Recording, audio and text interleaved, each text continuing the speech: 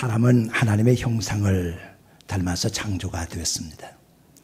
그런데 사람이 하나님의 형상을 닮았다고 하는 것이 육체의 모양이겠습니까? 그것은 절대로 아니죠. 우리의 영혼이 하나님의 형상을 반영하고 있습니다.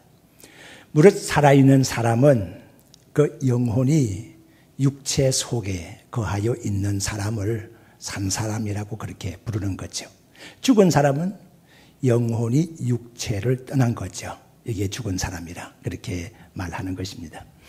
그런데 우리의 영혼이 육체 속에 기거하여 살아있는 동안에 육체가 살아있는 그런 방식으로 영혼도 살아가고 있는 것입니까?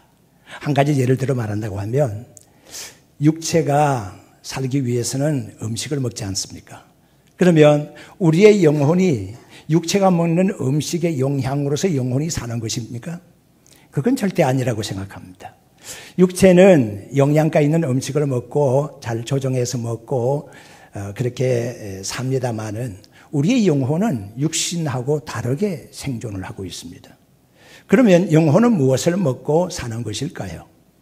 신명기 8장 3절의 말씀을 보게 되면 사람이 떡으로만 사는 것이 아니라 하나님의 입으로 나오는 모든 말씀으로 살 것이라 그렇게 기록이 되어 있습니다. 두 가지 음식이 나왔죠. 떡이라는 음식이 있습니다. 그리고 하나님의 말씀이라고 하는 양식이 있습니다. 분명히 떡은 사람의 몸에 육체에 해당하는 사항이고 그리고 뒤에 나오는 하나님의 말씀 이것은 곧 영혼의 양식이라 이렇게 말할 수가 있습니다. 그런데 지금 현재 하나님의 양식, 하나님의 말씀을 먹고 있는 여러분들의 영혼이 살아있습니다. 그렇지만 하나님의 말씀, 영적인 양식을 먹지 못하는 세상 사람들의 경우에 있어서는 그들의 육체는 살아있지만은 영혼은 죽은 상태라 그렇게 말할 수가 있습니다. 우리 예수님께서 신명기 8장 3절의 말씀을 시험을 당하시면서 마태복음 4장 4절에 그대로 인용하신 것을 우리가 알 수가 있습니다. 우리가 살기 위해서는 하나님 말씀을 먹어야 하는데 오늘 이 본문의 말씀의 3절에 보게 되면 여호와의 성실하심을 먹을거리로 삼으라 그렇게 말씀이 기록되어 있습니다. 그러면 성실하심이라고 하는 것이 하나님의 말씀과 대등함을 알 수가 있습니다. 그렇습니다. 하나님의 말씀은 변치 않는 하나님의 약속을 담고 있습니다. 변치 않는 하나님의 약속은 곧 성실하심에 기초를 두고 있는 내용이죠. 그러니까 하나님의 성실하심을 양식으로 삼으라, 먹거리로 삼으라고 하는 말씀은 곧 우리의 영혼이 살기 위해서 그렇게 하라고 하는 말씀이 되는 거죠. 그리고 5절의 말씀에 넘어가 보게 되면 너의 길을 하나님께 맡기라 그렇게 기록이 되어 있습니다. 맡기라고 하는 단어는 히브리어 갈랄이라고 하는 단어를 그대로 번역을 해놓고 있는 말입니다. 돌을 던져버리듯이 던져버리라고 하는 것이죠.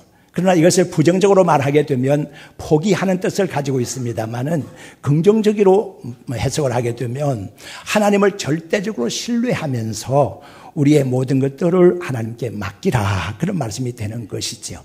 그런데 우리 길을 하나님께 맡기라고 하는 말씀과 신약의 요한복음 14장 6절에 있는 말씀과 묘하게 대조를 이루고 있습니다.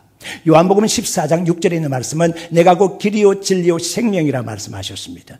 길을 여호와께 맡기라고 하는 말씀은 길 되신 예수 그리스도에게 우리 인생을 맡겨라 그런 의미가 되는 것이죠. 인생은 두 가지입니다. 자기 마음대로 인생을 계획하고 자기 마음대로 인생의 길을 살아가는 악한 사람들이 있는 반면에 자기의 길을 하나님께 맡겨버리고 하나님의 뜻에 의거해서 살아가는 사람, 지혜로운 사람이고 선한 사람이라 이렇게 볼 수가 있겠습니다. 무엇을 의지하며 살아가는가 하는 것은 굉장히 중요한 것이죠. 믿음의 성도 여러분, 저무는 해를 바라보면서 석양길에서 비전을 얘기하는 사람이 있겠습니까? 이제 만개하였다가 시들어가는 꽃을 바라보면서 영원한 사랑을 맹세하는 사람이 있겠습니까? 이제 허물어질 듯한 울타리 밑에 서가지고 신뢰, 믿음에 대해서 가르치는 철학자가 있겠습니까? 다 어울리지 않는 겁니다. 그와 마찬가지로 성경에 나와 있는 어리석은 부자를 부러워하는 것도 맞지 않다고 하는 것이죠. 우리는 간혹 우리 주변에 하나님을 알지 못하지만은 형통하게, 부하게, 명예를 누리면서 건강하게 살아가는 사람들을 부러워할 때가 있습니다. 그리고 그것으로 불평거리로 삼을 때가 있는데 절대로 그렇게 해서는 안 된다고 하는 것입니다. 자, 다윗이라고 하는 인물이 오늘 이 본문에 시를 기록하고 있습니다. 그런데 다윗은 이 시를 언제 기록했을까요? 우리가 짐작이 가능한, 추측이 가능한 것이 있습니다. 그것은 다윗이 말년에 이 시를 기록했을 거라고 보는 겁니다. 왜냐고 하면 다윗은 여러 가지 경험을 다 하고 난 다음에 이 시를 썼다고 하는 것입니다. 다윗 주변에 형통하게 잘 사는 부자, 악한 사람들을 많이 보았습니다. 소위 말하면 나발 같은 부자 말입니다. 자기 욕심에 배를 채우면서 이웃 사람을 대해서는 전혀 관심이 없는 악한 부자들 말입니다. 그러면서도 잘 사는. 그렇지만 마지막에 가서는 그의 결말이 좋지 못함을 보았지요. 그러니까 이 모든 것들을 다 경험했다는 것입니다. 고생스럽게 힘겹게 세상을 살아가고 있기는 하지만은 의로운 삶을 살아가는 사람들의 결말은 희망이 있음을 또한 경험했습니다. 그로 말미암아서 이 시를 쓰고도 남을 경험에 의해서 나온 시라 이렇게 볼 수가 있습니다. 오늘 이 본문의 말씀을 통해서 우리가 믿음의 삶을 살아갈 때에 두 가지 원리에 따라서 살아가야 됨을 기억해야 합니다. 첫째는 악을 행하는 사람, 불의를 행하는 사람들로 인해서 불평하거나 시기하지 말라고 하는 것이 1절 말씀에 기록이 되어 있습니다. 불평이라고 하는 말씀은 히브리어 하나라고 하는 단어를 그대로 번역하고 있습니다. 그리고 카나라고 하는 말을 그대로 번역한 것이 시기에 해당하고 있습니다. 그러니까 불평과 시기는 거의 비슷한 뜻을 가지고 있습니다. 불평으로 번역이 된 하라라고 하는 단어는 분노하여 끓어오르는 그 상태를 말하여 하라. 이게 바로 불평한다는 단어입니다. 그런데 시기로 번역이 되어 있는 카나라고 하는 히브리어는 소멸시키는 불이라고 해석을 해볼 수가 있습니다. 소멸시키는 불이라든가 끓어오르는 분노라든가 되게 비슷한 수준의 단어라 이렇게 볼 수가 있습니다. 그러니까 악한 자들 그리고 불의를 행하는 사람들이 우리 주변에서 덕이양양하게 살아가는 모습을 보면서 시인은 가슴이 답답했던 겁니다. 그리고 많은 의를 행하며 선하게 살아가는 사람들도 우리 주변에 하나님을 알지 못하는 사람들의 덕이양양하게 살아가는 모습을 보면서 불평이 나오게 되고 그리고 시기하기까지 우리의 마음이 편치 못한 것은 사실입니다. 그런데 믿음의 성도 여러분, 이렇게 불평하거나 원망하여 마지 않는 경우에 있어서는 꿈이 이루어질 수가 없다는 사실을 우리는 다윗의 경우를 들어서 이스라엘의 경우를 들어서 설명해 볼 수가 있습니다. 다윗이라고 하는 인물은요, 정말로 살아가면서 우여곡절을 많이 겪은 왕입니다. 불평할 것 같으면은 불평할 것 만나서 불평하고 원망할 것 만나서 원망할 것 같으면은 다윗만큼 불평 원망거리가 많을 사람이 어디 있겠습니까?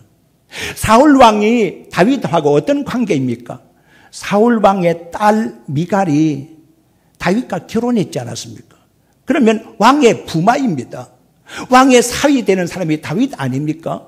다윗은 장인에게 쫓기면서 장인에게 죽을 뻔 몇 번을 했습니다.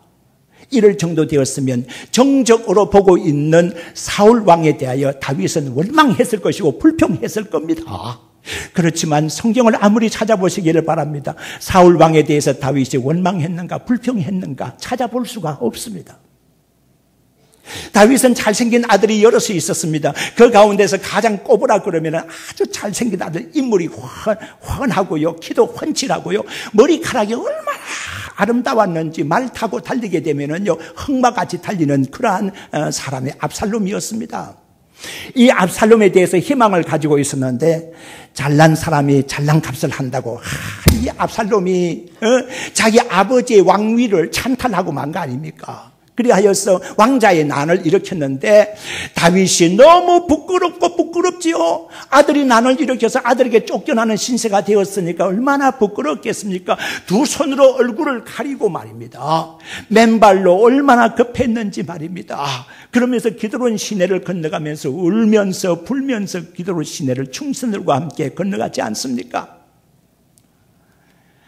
만약에 다윗이 원망하고 불평 하다보면은 이 압살롬 때문에 얼마나 원망하고 불평을 했을 것입니까?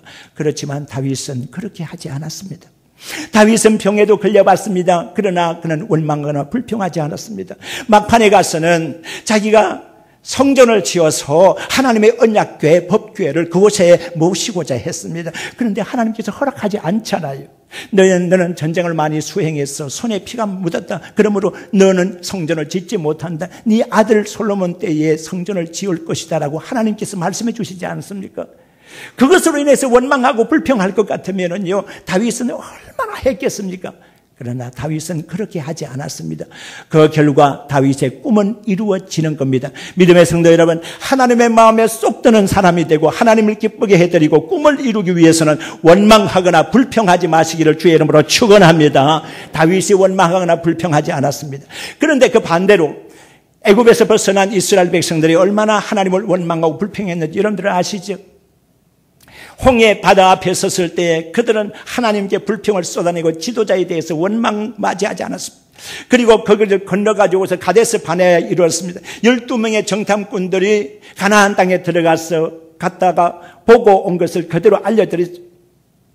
여호수아 갈렙의 산무아를 위치해서 10명의 정탐꾼들이 그곳은 거민을 삼키는 땅이고 그곳에 있는 사람들은 아주 대단한 아낙의 후손들이고 네피림들이 그곳에 있고 말입니다. 그들이 우리를 보았을 때 메뚜기같이 보았을 겁니다. 우리는 그들의 밥입니다. 어처구니 없는 그런 보고를 하는 소리를 들으면서 이스라엘 백성들이 10명의 정탐꾼들의 얘기를 그대로 받아들이면서 땅을 치고 통곡하고 하나님을 원망하고 불평했지 않습니까? 그들은 가는 곳마다 원망과 불평을 쏟아냈습니다. 마라의 썸물가에서 그들은 하나님을 원망하고 불평했습니다. 머리바에서 그 반석 옆에서 곧 하나님이 물을 주실 테인데 하나님께 물 달라 그러면 됐을 테인데 하나님께 원망하고 불평했지 않습니까? 가는 곳마다 원망 불평이었습니다. 길 때문에 불평했고 원수들로 인해서 전쟁으로 인해서 두려워하며 불평을 했습니다. 그리고 먹을 음식에 고기가 없다고 해서 하나님께 원망하고 불평했고, 만나라는 것을 음식을 하나님이 주셨지만 그들이 곡식도 갈무리도 하지 않고 그들이 갈지도 않고 그랬지만 하나님께서 광야 생활 중에 그들을 먹여주시지 않았습니까? 불기둥과 구름기둥으로 그들을 인도해 갔지 않습니까? 그런데 그 모든 은혜는 잊어버리고 어려움이 있을 때마다 하나님께 원망하고 불평했습니다. 그 원망과 불평의 결과 출애굽 1세대는 다 광야에서 죽었지 않습니까? 여호수아 갈렙만이 그리고 출애굽 제2세대가 가나안 땅을 밟게 되는 것을 우리가 보았습니다. 믿음의 성도 여러분, 무엇을 말하는 것입니까? 악한 자들이 흥왕하는 것을 일시적으로 번성하는 것인데 그것을 부러워하지 말아라. 할렐루야. 오늘 본문의 2절의 말씀 보게 되면 왜냐하면이라고 하는 단어로부터 시작이 됩니다. 우리나라 성경에는 왜냐하면이라고 하는 접속사가 나오지 않습니다만은 히브리 성경을 보게 되면 키라고 하는 단어가 먼저 나오는데 키라고 하는 단어는 왜냐하면 이유에 대해서 말씀하고 있는 겁니다. 다시 말씀드리면 악을 행하는 자들에 대해서 불평하지 말아야 하고 불의를 행하는 자들에 대해서 시기하지 말아야 한다. 그러면서 왜냐하면이라고 하는 말씀이 나오는 것이거든요. 그들은 풀과 같이 속히 배임을 당할 것이며 연한 채소와 같이 곧 쇠잔할 것이다 라고 2절의 말씀에 기록하고 있습니다. 풀이라고 하는 것은 꽃과 더불어서 인간 무상을 비유할 때 사용되어지는 단어입니다. 이사야 40장 6절에서 8절까지의 말씀을 보게 되면 육체는 풀과 같고 그 아름다움은 꽃과 같도다. 풀은 마르고 꽃은 시들면 여호와의 기운이 그 위에 불미라. 이스라엘은 참으로 풀이로다. 풀은 마르고 꽃은 떨어지지만 여호와의 말씀은 영원히 있도다. 이게 이사야 40장 6절에서 8절까지 기록된 말씀입니다. 우리는 소망의 사도로서 베드로를 꼽고 있습니다. 베드로 전후서를 보게 되면 소망에 대해서 깊이 있게 언급을 해놓고 있습니다. 특히 베드로전서 1장 1절로부터 쭉 말씀을 보게 되면 썩지 않고 더럽지 않고 쇠하지 아니하는 영원한 산 소망에 대해서 언급을 하고 있습니다. 그러면서 베드로전서 1장 24절의 말씀에 바로 이사야서 40장 6절 8절의 말씀을 그대로 인용하고 있는 것을 찾아볼 수가 있습니다. 풀은 마르고 꽃은 떨어지지만은 하나님의 말씀은 영원히 있다고 하는 말하는 것입니다. 믿음의 성도 여러분, 연한 채소 역시 마찬가지입니다. 뿌리가 깊지를 못하고 그리고 또한 가뭄이나 이런 것을 견디지 못해서 곧 말라버리는 것이 연한 채소의 특징 아닙니까? 이것은 시편 1편에 기록되어 있는 시냇가에 심겨진 나무와 묘한 대조를 이루는 것입니다. 선한 사람, 하나님을 의지하는 사람은 시냇가에 심겨온 나무처럼 가뭄을 타지 않습니다. 홍수가 나지 않습니다. 그렇지만은 그렇지 않은 사람들, 악을 행하는 사람들은 연한 채소와 같아서 금방 말라져 삐뚤어버리고 그 생명이 끝나버린다고 하는 것입니다. 믿음의 성도 여러분, 우리가 부러워해야 할 것을 부러워해야 되는 것인데 어리석은 세상 사람들의 잘되는 모습을 보면서 그것을 불평하고 그리고 시기한다고 하면은 이것은 옳지 못하다고 하는 것입니다. 우리의 삶의 첫째 원리가 이것입니다. 악한 사람들을 대하여서 불평하지 말고 그들을 시기하지 마시기를 바랍니다. 두 번째는 하나님의 성실하심을 먹을거리로 삼고 여호와를 기뻐하라. 그렇게 말씀이 기록이 되어 있습니다. 미국의 텍사스라고 하는 곳에 시스코아라 이름하는 호텔이 있었습니다. 그 호텔의 한 방에서 젊은 청년이 신음하면서 죽어가고 있었습니다.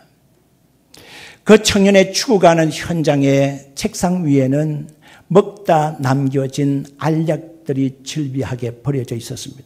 치사량이 넘는 수면제를 이미 취했습니다. 먹었습니다. 그리하여 죽어가고 있는 것입니다. 죽어가는 이 청년이 그 마지막 현장에서 몸부림을 치며 하나님을 찾고 있습니다.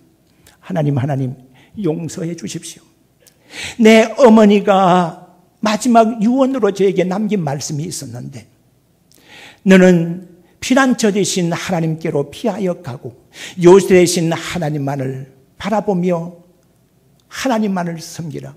세상의 모든 사람들이 너에게 등을 돌린다고 해도 너는 실패해서도 아버지 하나님은 너를 버리지 않으니까 사랑하는 아들아, 너는 꼭 하나님을 바라고 하나님을 찾으라. 어머니가 돌아가시면서 유언으로 이 아들에게 남기고 세상을 떠났는데 그걸 잊어버리고 이제까지 살다가 마지막에 수면제를 치사량 이상으로 먹고 죽어가는 그 순간에서야 어머니의 말씀이 생각이 난 겁니다. 그래서는 손을 입에 넣으면서 토해내기 시작했습니다. 하나님 용서해 주십시오. 하나님 용서해 주십시오. 한 번만 봐주십시오. 한 번만 살려주십시오. 그러면 제가 정말 하나님께 헌신하고 살겠습니다. 그렇게 해서 모든 것을 구토로 해가지고 다 토해내고 수시간이 지난 다음에 벌벌벌벌 기어서 이 청년이 나왔습니다. 그리고 1층 현관으로 내려갔는데 거기에는 많은 사람들이 모여서 농성을 벌이고 있었습니다. 그 농성을 벌이는 사람들은 이 젊은 청년에게 믿고 투자를 했다가 손해를 보게 된 사람들입니다. 어떻게 할 거냐? 물어내라고, 손해를 배상해내라고 농성 중에 있는 것입니다. 이 청년이 기어 내려가서 그 사람들 앞에 섰습니다. 그리고 이렇게 얘기했습니다. 여러분, 이 못난 사람을 용서해 주십시오. 나는 여러분들의 기대에 어긋났습니다. 여러분들은 저를 믿고 많은 것을 투자를 했지만은 저는 여러분들에게 손해를 많이 끼친 사람입니다. 거기에다가 나는 죽으려고 수면제를 치사량 이상으로 섭취를 하고 막 죽어갔던 사람입니다. 이제서 그 잘못을 뉘우치고 여러분 앞에 섰습니다. 나는 오래전에 돌아가신 어머니의 유언을 잊어버리고 내 멋대로 내 마음대로 세상을 살았습니다. 그러다가 실패했습니다. 여러분, 만약에 여러분들이 저를 용서해 주시고 상환기일을 좀 늦추어서 저에게 좀 유예를 해 주신다면 저는 꼭 보답을 해드리겠습니다. 여러분들의 원금과 함께 이자를 다 돌려드리도록 그렇게 약속을 하겠습니다. 저를 한 번만 용서해 주십시오. 그러자 모였던 많은 사람들이 아니, 저 청년이 우리가 믿고 투자한 청년인데 죽으려고 했어? 안 되지. 그럼 안 되지 말고 다시 한 번 더 힘을 내서 해보게 해. 우리는 늦게 받아도 괜찮아. 상환기일을 연기를 해 주었습니다. 이 청년이 다시 일어났습니다. 신앙으로 모든 것을 행하기 시작했습니다. 하나님은 나의 피난처시요 나의 요새시요 하나님이 나를 도와주시면은 망하는 중에 있어서도 다시 일어나서 재기의 힘을 하나님이 주실 줄로 믿습니다. 하나님 다시 살게 해 주십시오. 기도하면서 사업을 열심히 했습니다. 그로 인하여 성공하게 됐습니다. 이 사람이 누군지 아십니까? 세계적으로 많은 체인점을 가지고 있는 힐톤이라고 하는 사람입니다. 힐톤 호텔 베델의 시작이었다고 볼 수가 있는 놀라운 기적의 역사를 일으킨 사람입니다. 우리 하나님은 성실하신 하나님이십니다. 예나 지금이나 변함없이 성실하신 하나님입니다. 성공하는 사람에게, 하나님의 말씀을 믿고 살아가는 사람들에게만 해당 사항이 있는 것입니다. 믿음의 성도 여러분, 우리의 삶을 한번 정리해 보시기 바랍니다. 나는 내 멋대로 내 마음대로 인생을 살아가고 있지 않았는가 하는 것입니다. 정말로 하나님의 말씀 성실함을 양식으로 삼고 살았느냐고 하는 것입니다.